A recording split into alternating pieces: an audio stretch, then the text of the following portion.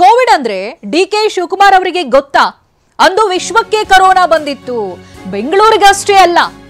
DCM DK ವಿರುದ್ಧ ಛಲವಾದಿ ನಾರಾಯಣಸ್ವಾಮಿ ಕಿಡಿಕಾರಿದ್ದಾರೆ.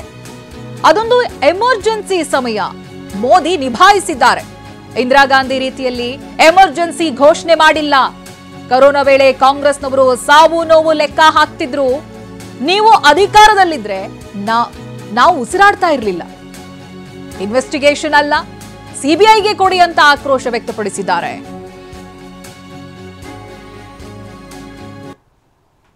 ಆ ಎಮರ್ಜೆನ್ಸಿ ಟೈಮ್ಗಳಲ್ಲಿ ಏನ್ ಮಾಡ್ಬೇಕು ಅದನ್ನ ಸಂದರ್ಭದಲ್ಲಿ ಮಾಡಿದ್ದಾರೆ.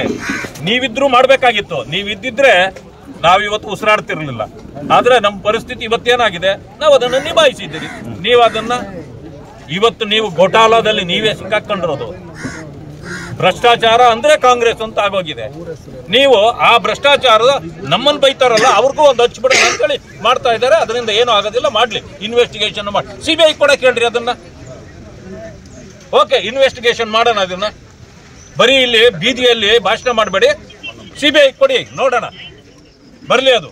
ಆ ಎಮರ್ಜೆನ್ಸಿ